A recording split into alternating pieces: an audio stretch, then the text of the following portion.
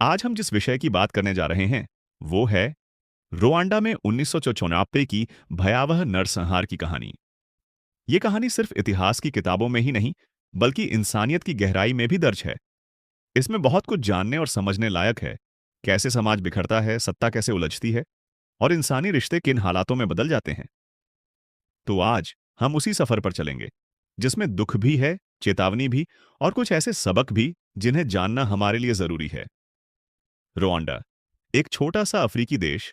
1944 में यहां 100 दिन के भीतर लाखों लोगों की जान चली गई। सोचिए, 3 महीनों के आसपास पूरा देश जैसे आग की लपटों में घिर गया। पड़ोसी ने पड़ोसी को मार डाला, रिश्ते और मोहल्ले सब टूट गए। असल में जो कहानी हम आज सुनेंगे उसकी जड़ें 1 सदी पहले बोई गई थीं, जब जर्मन और फिर बेल्जियन कॉलोनाइजर्स आए। उस वक्त रुआंडा में 3 बड़े जातीय समूह थे, टूटसी, हुटू और थोड़ा छोटा टुआ।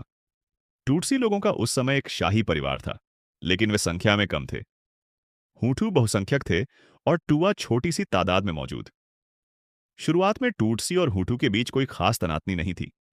वे साथ रहते थे, खाते पीते थे, उनका आपसी रिश्ता ठीक ठाक था। मगर कॉलोनियल ताकतों ने, खासकर बेल्जियम ने, सब बदल दिया। बेल्जियन प्रशासन ने जातीय पहचान की बाकायदा रजिस्ट्रेशन शुरू कर दी। एक नई कहानी घड़ी गई जिसमें टूटसी को शासक वर्ग और हुटू को गरीब किसान कहकर दिखाया गया। ये सिर्फ पेपर वर्क नहीं था, बल्कि सोच, पहचान और अधिकारों को भी बांट दिया गया था। यही फर्क बाद में सियासी आग में बदल गया। फिर 1969 के बाद जब यूरोपीय हुकूमतें बाहर जाने लगीं, तो रुआंडा में लंबे समय से दबा गुस्सा फूट पड़ा। हुटू लोगों ने बगावत की, कई टूटसी नेता देश छोड़कर भाग गए।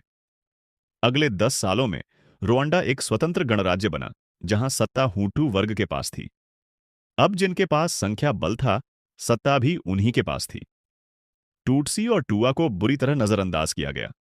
सरकारी नौकरियां आबादी के अनुपात में बांट दी गईं, और जो टूटसी परिवार पहले भाग गए थे, उन्हें वापस आने की इजाजत नहीं मिली।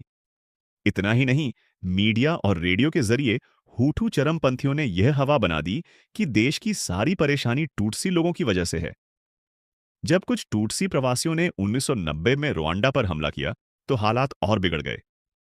ये लड़ाई 3 साल चली, बहुत जाने गईं, और फिर एक समझौता हुआ।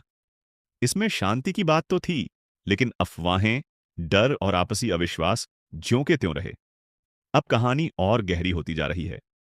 1974 में रुआंडा के तत्कालीन राष्ट्रपति का विमान गिरा। कई लोगों ने शक जताया कि इसमें हुटू चरमपंथियों का हाथ था, ताकि सत्ता खुद के पास रखी जा सके। इसके बाद जो हुआ, उसे इतिहास जनसंहार कहता है। हुटू मिलिशिया ने सरकार की खाली पीठ पर बूचड़ खाने जैसा माहौल बना दिया। नामों की लिस्टें तैयार की गईं। जिसने भी विरोध किया या जो टूटसी था, उसे मार दिया गया। गली गली में टुकड़ियां घूम घूम कर लोगों को मारने लगीं।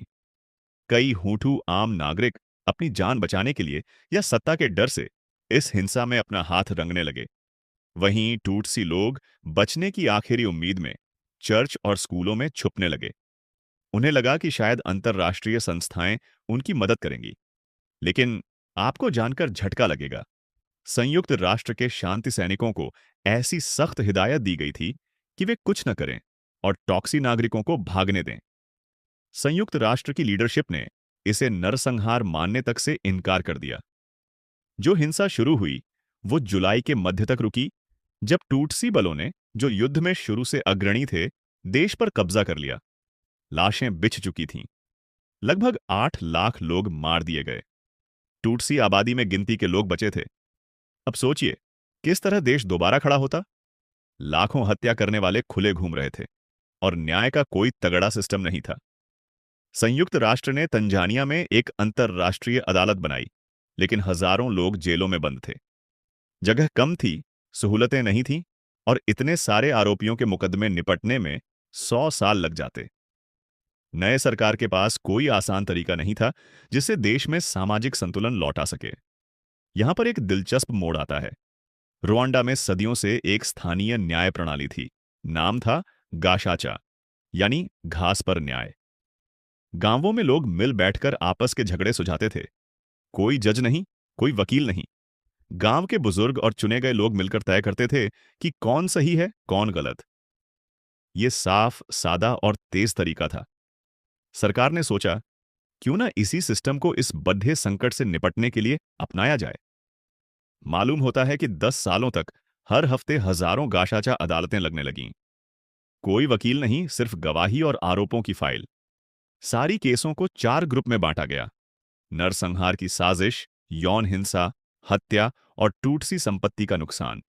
जो बड़े अपराध थे वे अंतर्राष्ट्रीय अदालत में गए। बाकियों को स्थानीय स्तर की गाशाचा अदालतें देखती थीं। यहां सजा तभी कम हो सकती थी जब आरोपी खुद अपना गुनाह कबूल कर ले। इस व्यवस्था के अपने फायदे नुकसान थे। एक तरफ केस जल्दी निपटे, बहुत से अपराधियों को उनके समुदाय में ही सजा मिल गई।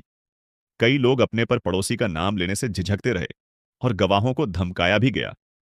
एक बड़ा मुद्दा यह था कि अदालतें सिर्फ टूटसी पीड़ितों के केस लेती थीं, जबकि हुटू पीड़ितों को लगभग नजरअंदाज ही कर दिया गया।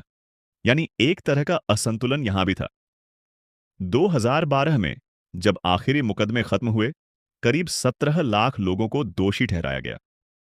कुछ के लिए ये फैसले सुकून लाए, लगा कि उनके परिवार वालों की इज्जत लौट आई।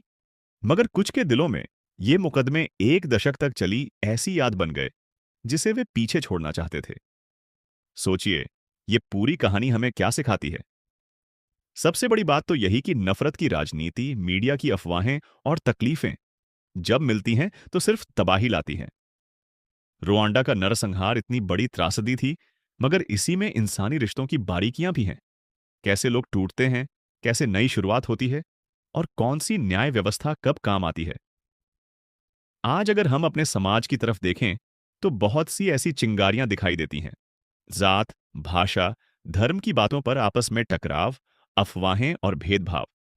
इसलिए रुआंडा की यह कहानी सिर्फ अतीत का आईना नहीं, भविष्य की चेतावनी है।